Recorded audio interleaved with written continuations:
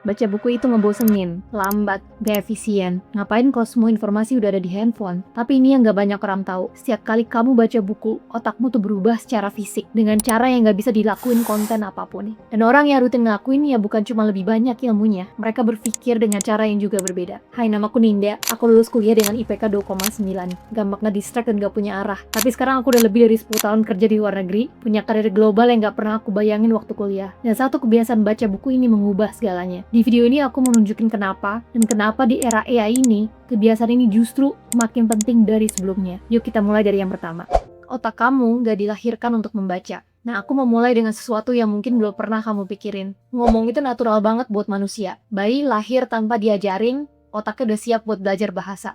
Kamu taruh anak di negara manapun, tanpa sekolah formal sekalipun, dalam beberapa tahun dia bakal fasih. Tapi membaca ternyata nggak natural buat manusia. Nah, Dr. Mary Ann Wolf, penulis buku Readers Come Home, dan beliau juga neuroscientist yang ngabisin lebih dari 2 dekade meneliti bagaimana membaca mengubah otak, menemukan sesuatu yang mengubah cara aku melihat kebiasaan ini. Tulisan baru ada sekitar 5.000 tahun lalu. Terlalu singkat dalam skala evolusi untuk otak kita berkembang secara alami. Jadi untuk bisa membaca, otak kita tuh harus melakukan sesuatu yang luar biasa. Nah, coba bayangin seorang anak kecil yang lagi belajar baca untuk pertama kalinya. Dia nunjuk hurufnya satu-satu, bibirnya gerak-gerak, ekspresinya serius. Kelihatannya emang simple, tapi yang terjadi di dalam kepalanya itu luar biasa. Otaknya tuh lagi nyambungin 3 hal sekaligus yang belum pernah terhubung sebelumnya. Dia mengenali bentuk hurufnya, dia dengerin bunyinya di kepala, dan dia mengerti maknanya. Pertama kali selalu pelan, selalu berasa berat, tapi tiap kali dia baca, jalur itu makin terbentuk. Sampai suatu hari dia baca tanpa sadar dia lagi baca. Nah, proses itulah yang bikin membaca beda dari konsumsi konten lainnya. Waktu kamu nonton video, semua itu udah disiapin. Visual, suaranya, emosi, ritmenya. Otak kamu tuh tinggal duduk dan menerima. Tapi waktu kamu baca, gak ada yang datang otomatis. Otakmu tuh harus aktif mengenali kata, dengerin bunyi di kepala, dan membangun gambaran sendiri. Ya wajah karakternya, suasananya, emosinya. Persis kayak si anak kecil tadi. Tapi jauh lebih cepat karena jalurnya udah terbentuk. Dan kerja aktif itulah yang bikin efeknya ke otak kamu jauh lebih dalam. Makanya waktu kamu ngerasa baca buku itu berat, itu bukan tanda kamu gak suka baca.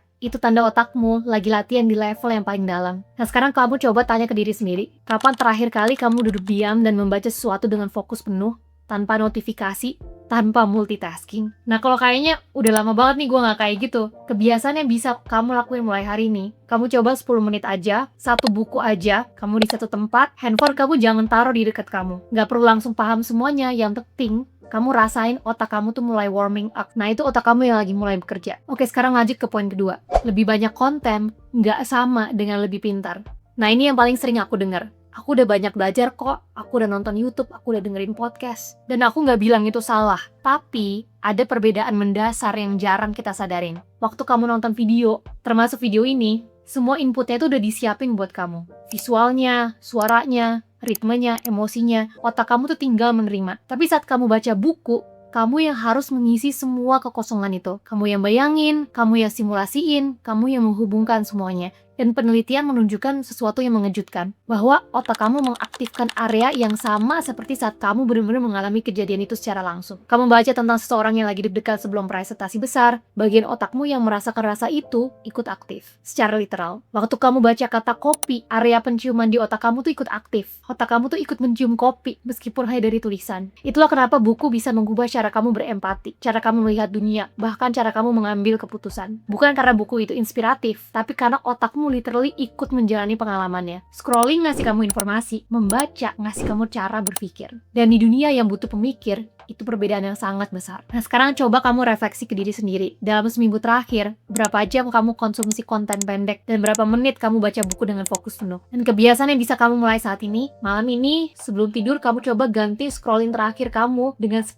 halaman buku. 10 halaman, kamu matiin notifikasi handphone atau kamu bikin jadi sleep mode, dan kamu coba baca sampai selesai si 10 halaman itu. Sekarang poin ketiga, dan ini jujur yang agak personal buat aku. Aku tuh pernah berhenti baca, dan ini yang terjadi. Ada periode di dalam hidupku di mana aku hampir nggak baca buku sama sekali. Kerja tuh sibuk banget, banyak banget hal yang harus diselesaikan dalam satu hari. Dan rasanya konsumsi konten tuh jauh lebih efisien. Kan sama aja belajar, tapi lebih cepat. Itu yang aku pikir. Nah, tapi pelan-pelan aku mulai nyadar sesuatu. Waktu harus bikin atau harus mulai presentasi sesuatu, ideku tuh berasa generic, flat, nggak punya depth atau kedalaman. Aku bisa merangkum apa yang orang lain pikirkan, tapi susah banget menghasilkan perspektif yang benar-benar milikku sendiri. Dan waktu itu aku nggak langsung sadar kenapa, sampai aku balik lagi ke baca buku. Pelan-pelan, nggak langsung banyak, tapi dalam beberapa bulan, aku mulai ngerasain perubahannya. Cara aku menghubungkan ide, cara aku melihat masalah dari sudut yang berbeda, cara aku punya pendapat yang lebih tajam, bukan sekedar menyetujui yang udah ada. Nah, ini yang dijelaskan sama Marianne Wolf dalam Reader Come Home. Saat kita berhenti membaca secara dalam,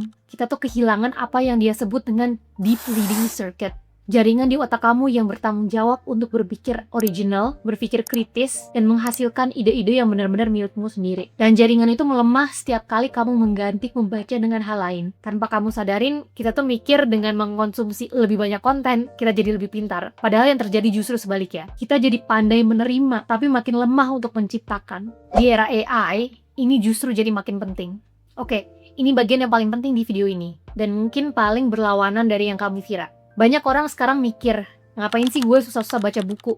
Toh juga ada AI. Kamu tinggal tanya, langsung dapat jawabannya, langsung dapat rangkumannya, dan aku ngerti logikanya. Tapi ini yang jarang disadarin. AI itu bagus banget buat mengolah informasi yang udah ada, mengkompilasi, merangkum, mensintesis. Tapi AI nggak bisa mensimulasi pengalaman kamu, dan nggak bisa berpikir dengan cara unik otak kamu. Nah, ini nggak bisa menghasilkan imajinasi yang hanya ada di kepala kamu. Dan di dunia yang makin penuh konten AI generated, yang paling langka dan paling berharga justru adalah pikiran yang benar-benar manusiawi, yang datang dari pengalaman yang kamu jalanin sendiri, dari ide yang hanya bisa terjadi di otak kamu, dari imajinasi yang dilatih bertahun-tahun. Nah, Marianne Wolf dalam bukunya Reader Come Home juga bilang bahwa otak ideal di era sekarang adalah otak yang punya dua kemampuan sekaligus. Dia menyebutnya dengan biliterate brain. Ya, bayangin kamu kayak punya rumah, kamu butuh fondasi yang kuat dulu, baru bisa bangun rumah lantai 2 yang tinggi. Nah, fondasi itu adalah kemampuan berpikir dalam dari membaca. Lantai 2-nya adalah teknologi dan AI. Nah, kalau fondasinya rapuh, lantai 2-nya nggak akan bisa berdiri. Jadi bukan pilih salah satu. Bangun yang dalam dulu,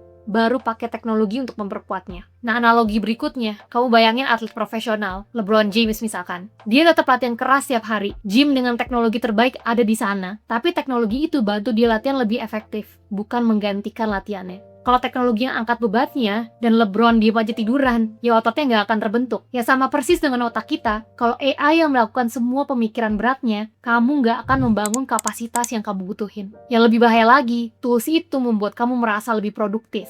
Sementara diam-diam membuat kamu makin lemah dalam berpikir. Jadi ya, AI bukan pengganti berpikir. Dia harusnya jadi alat untuk memperkuat pikiran yang udah kamu bangun sendiri. Nah, sekarang coba kamu tanya ke diri sendiri. Dalam sebulan terakhir, berapa kali kamu pakai AI untuk menggantikan proses berpikirmu, bukan untuk membantu mengembangkannya? Nah, kebiasaan yang bisa kamu coba minggu ini. Sebelum tanya ke AI, tulis dulu pendapat kamu sendiri di kertas. Meskipun cuma 3 kalimat. Baru setelah itu gunain AI untuk memperluas atau mengkritik pikiran kamu. Urutan itu yang akan mengubah segalanya. Sekarang kita bahas cara mulai yang beneran bisa dijalani. Oke, sampai di sini mungkin kamu udah setuju. Tapi ini yang sering jadi jebakan. Orang tuh tahu baca buku itu penting, tapi tetap nggak ngelakuinnya. Kenapa? Karena targetnya terlalu besar di awal. Aku harus baca buku, 1 buku sebulan, aku harus baca 30 menit sehari, 1 hari kelewat, semangatnya jadi turun, dan akhirnya jadi berhenti total. Dan ini yang aku pelajarin dan juga disebutin di bukunya BJ Fogg, which is Tiny Habits. Kebiasaan yang bertahan bukan yang paling ambisius, tapi yang paling mudah untuk dimulai. Jadi ini formula yang aku pakai dan yang beneran jalan. Yang pertama, 10 halaman sehari aja. Cuma 10 halaman, kalau kamu 10 itu dikali 365 hari, sama dengan sekitar 12 buku setahun estimasinya. 12 buku, 12 cara berpikir baru di otak kamu. 12 perspektif yang sebelumnya nggak pernah kamu milikin. Dan kalau kamu nggak sempet, ya 5 halaman kek, 1 halaman kek. Yang penting otak kamu tuh tetap latihan. Yang kedua, bawa notebook kecil waktu baca.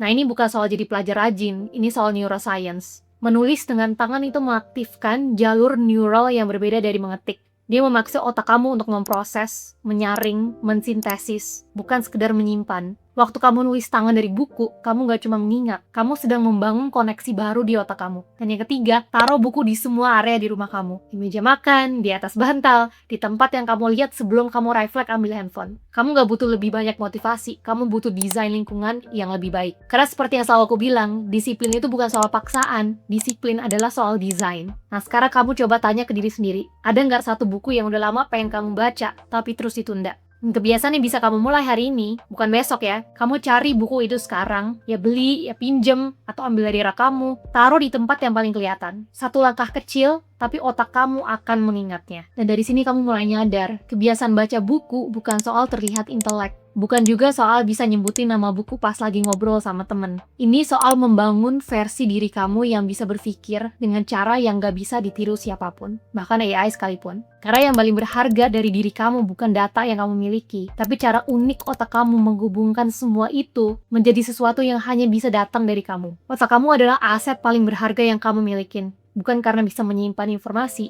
karena handphonemu bisa melakukan itu jauh lebih baik dari kamu, tapi karena punya sesuatu yang gak ada dimanapun. Perspektif kamu, pengalaman kamu, imajinasi kamu, dan kebiasaan baca buku 10 halaman sehari adalah salah satu cara paling sederhana untuk terus melatih dan mempertajam aset itu. Dan lagi-lagi, bukan karena kamu harus, tapi karena kamu mau jadi versi diri kamu yang paling tajam. Dan kalau ada satu buku yang mau kamu mulai baca setelah video ini, share judulnya ya di komentar, biar kita saling sharing. Sampai ketemu di video berikutnya. Kalau kamu mau lanjut bangun kebiasaan yang bikin hidup kamu naik level, kamu bisa klik video berikutnya.